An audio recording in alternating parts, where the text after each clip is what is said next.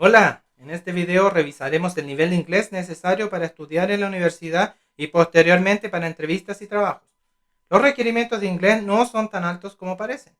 Sé que les contaré mi historia del aprendizaje del idioma para que se hagan una idea del nivel requerido en los estudios y trabajos. En mi última posición laboral en Chile estuve estudiando casi 2 años el lenguaje en un curso particular, parte de un beneficio laboral. En este tenía clases 2 días a la semana de 1 hora y media y tuve la fortuna porque en el primer nivel de mis compañeros estaban tan estresados trabajando que fui prácticamente el único alumno y mejoré mucho mi inglés a partir de ahí. Mi nivel era intermedio en ese momento e hice una prueba antes de comenzar para ser ubicado en ese nivel.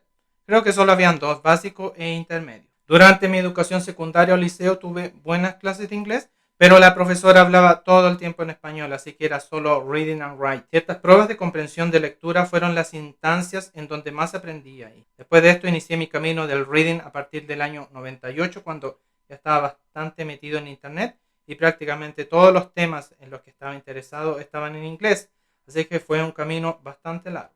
Recuerdo haber tenido uno de estos mouse mecánicos antiguos de Microsoft donde la rueda era clicleable y usaba una aplicación llamada Babylon, donde si hacía clic en la rueda en una palabra salía una traducción bastante buena y esa me ayudó bastante a mejorar mi vocabulario. El listening lo gané cuando apareció la serie Lost, de la cual me hice bastante adicto y me llevó al hábito de continuar viendo más series americanas. En ese tiempo solía descargar las series y usar subtítulos, pero después de ver tantas series por tantos años, comencé a reconocer y a memorizar la pronunciación de las palabras y diferenciar incluso diferentes tipos de acento en inglés. En writing no era particularmente bueno, ya que nunca necesité hacerlo fuera de los estudios, pero al ser un ejercicio asíncrono, ya que puedes leer a la velocidad que quieras o parar y continuar a gusto con ayuda de tools, no tenía problemas si debía escribir. Después de la aparición de Google Translate fue más fácil aún.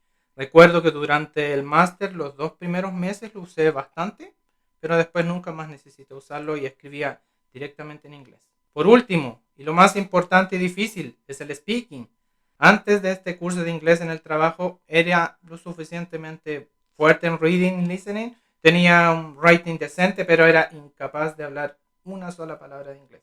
Estamos hablando del año 2014, 2 años antes de ir a la universidad, y no podía hablar. Esta es la habilidad más compleja de obtener, puesto que es creación en tiempo real. Siempre crear será más difícil que simplemente interpretar pasivamente, que es lo que se hace en reading and listening. Al contrario de los bebés que aprenden primero el speaking y luego el resto, nosotros cuando adquirimos un segundo lenguaje, normalmente tratamos de sistematizar el estudio de este y comenzar por lo más fácil, que en este caso sería el reading. Por lo que mi recomendación es, si vas a estudiar este lenguaje, trates de hablar desde el primer día y sin vergüenza a los errores. El curso antes mencionado me ayudó mucho. Eran 3 trimestres de 3 meses al año y en los siguientes niveles tuve la fortuna de ser parte de un grupo de colegas que estaban muy interesados en aprender, por lo que se formó una amistad con ellos y con el profesor. Sin ese estudio jamás me hubiese atrevido a postular a una universidad donde se hablase inglés. Aprendí muchísimo y cuando estaba postulando a la universidad ya era capaz de entender bastante de una serie, por ejemplo, si no miraba los subtítulos. Como mencioné en el video de introducción, que me sobrecalifiqué para entrar a la universidad, yo rendí el TOEFL para acreditar mi nivel de inglés y además el GRE, que tiene una parte verbal y otra matemática en donde soy muy fuerte y quería demostrarlo. La parte verbal es muy difícil, pero en esta no me preocupaba mucho el resultado puesto que ya tenía el TOEFL. En este último obtuve un puntaje de 78 de un máximo de 120 puntos. Este examen tiene 4 partes que son Reading, Listening, Writing and Speaking y cada una vale 30 puntos. Como esperaba, mi mayor puntaje fue en Reading y el peor fue en Speaking, donde solo obtuve 15 de 30 puntos. Yo creo que si lo diera ahora obtendría entre 105 y 110 puntos y cuando salí de la universidad probablemente entre 100 y 100. La universidad fue el lugar donde perfeccioné mi inglés de una gran manera y después de esta mi progreso sorpresivamente no fue mucho. Quizás comencé muy viejo en este camino de los idiomas, pero con el nivel que tengo actualmente no tengo ningún problema para desempeñarme en el país. Para calificar a la universidad requieres de un inglés decente, pero puede ser aceptado y después trabajar con un nivel mucho menor al que yo llegué. Tenía algunos compañeros con un nivel muy bajo y a pesar de eso todos consiguieron pasar sus clases y trabajos al igual que yo. Los americanos están acostumbrados a lidiar con personas las cuales el inglés es su segundo lenguaje y son muy comprensibles. Además es una cultura donde la burla al que se equivoca es prácticamente nula. Antes de viajar a la universidad tuve que hablar solo 2 veces en inglés durante el proceso. La primera vez recibí un llamado de la universidad básicamente para confirmar que yo era la persona que había postulado y lo único que dije fue yes múltiples veces. Yo me preparé para este llamado, pero las preguntas no daban para explayarse y eran muy puntuales, por lo que apenas decía yes, venía la siguiente pregunta, las cuales no fueron más de 5 y el llamado terminó rápidamente. La segunda instancia donde hablé inglés fue en la entrevista en la embajada.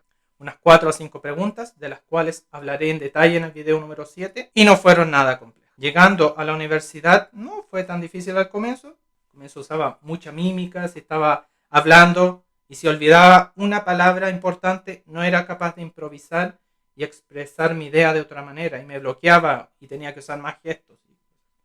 Después de unas semanas ya era capaz de describir una idea de diferentes maneras, por lo que ya no habían pausas incómodas. Mi inglés promedio era menor que el resto de mis compañeros, los cuales la mayoría tuvieron educación en inglés, incluso en países tan pobres como Nepal. Probablemente al final del primer mes ya me sentía bastante cómodo y me di cuenta que comenzaba a pensar en inglés en las clases. Si bien mi nivel era levemente peor que el promedio, había algunos alumnos asiáticos que tenían muchos problemas y un nivel muy bajo. Muchas veces hablaban entre ellos en su lenguaje. Como yo era el único latino, tuve que aprender a la fuerza y, lo que hablaré en detalle desde el video 11, ese curso primero fue mi curso de inglés. Muchos alumnos, especialmente de Asia, tienen un idioma extremadamente diferente al resto de los lenguajes y la gente siente gran respeto por el gran esfuerzo que están haciendo de aprender, por lo que no se burlan o lo hacen repetir innecesariamente. La universidad en la primera semana hace un test de inglés. Este es solo de listening y es muy similar al TOEFL. Si tu puntaje es muy bajo, te mandan a un curso de reforzamiento de inglés.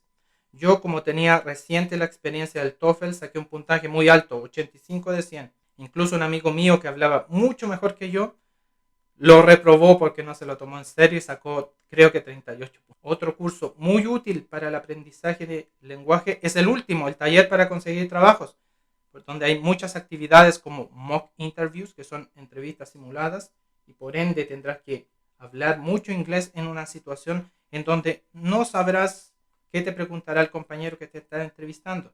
Así que con la continua práctica comenzarás a memorizar tus guiones con ciertas preguntas que se repiten en todas las entrevistas, ayudando bastante a conseguir mejor fluidez en el discurso. Cuanto más aprendí el lenguaje, fueron en mis 2 primeros meses en la universidad y después en este último mes. Ahora prácticamente tendrás un año para mejorar tu inglés y sentirte cómodo al momento de las entrevistas. Necesitarás claramente un nivel decente, pero este no necesita ser perfecto.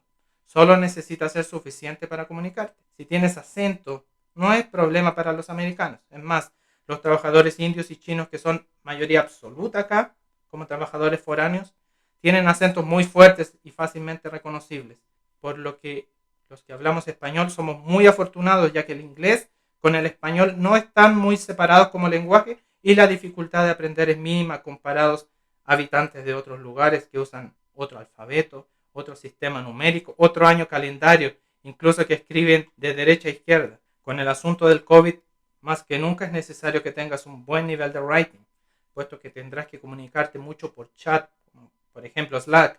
Además, esto es necesario para que escribas una buena documentación en tu trabajo, algo que es muy importante acá, ya que la rotación laboral es muy alta y generalmente se dan solo 2 semanas de noticia al cambiar de trabajo. Así que para ellos es muy importante divulgar el conocimiento y que este no se pierda. Te recomiendo una aplicación llamada Grammarly en su taller gratuito para mejorar el writing, ya que es una herramienta superior a Google Translate. Nos vemos en el próximo video.